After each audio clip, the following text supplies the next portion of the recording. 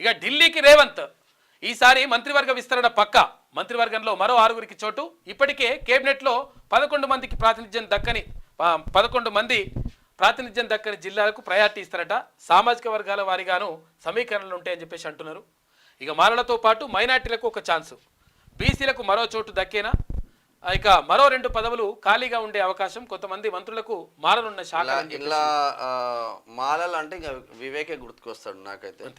ఎందుకంటే డబ్బులు పెట్టే కేపబిలిటీ ఉంది కాబట్టి ఎవరైతే ఎక్కువ డబ్బులని కాదు కానీ మద్దతు ఎక్కువగా ఉంటుందో వాళ్ళకి మద్దతు ధర ఉంటది మంత్రులలో. సామాజిక కోణం ఏడుందన్న కాంగ్రెస్ లో అంటే వివేక్ పోతుంది కొంతవరకు, అంటే సాఫ్ట్ కార్నర్ వివేక్ అట్లేం లేదు. నిజంగా సామాజిక కోణం ఉంటే వివేక్ కుటుంబానికి 3 టికెట్లు వచ్చేదా చూడాలి.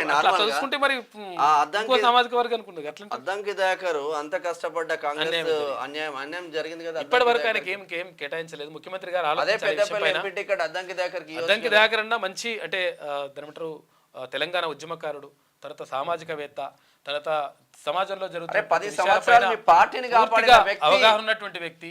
తర్వాత ఇక్కడ పిహెచ్డి స్కాలర్ ఆయన ఉస్మానియా సిటీలో నా సీనియరు, మేమిద్దరం జైల్ మేట్స్ కూడా. అంటే 100% ఏంటంటే ఆయన నిజంగా కూడా అంటే సమాజంలో జరుగుతుంది అంటే చెప్పేసిండు. అంటే టికెట్ ఇప్పుడు మీకు రాదు అంటే సపరేట్ ఉండిపోయింది ఆయన. అంటే అట్టెట్లయితుందని చెప్పేసి బయటకు వచ్చి కొట్లాడలేదు, లొల్లిపెట్టలేదు, ఇవన్నీ కూడా చేయలేడు. కాబట్టి ఆయన చప్పుడేకు ఉంటున్నాడని చెప్పేసి మీరు కూడా చప్పుడేకు ఉండడం మాత్రం కరెక్ట్ కాదు.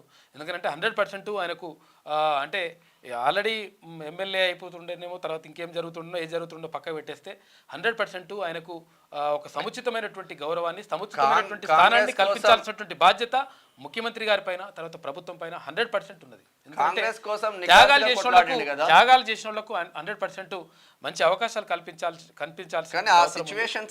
కల్పిస్తారని చెప్పేసి అందరూ అనుకుంటున్నారు. మరి ఎవరి ఒత్తిళ్లకు తలొగ్గుతురో అర్థమైతలేదు కానీ ఆయనకి ఇంకా ఎటువంటిది కూడా ప్రకటించలేదు. తలొగ్గుతున్నారు, ఇంకేముంటది.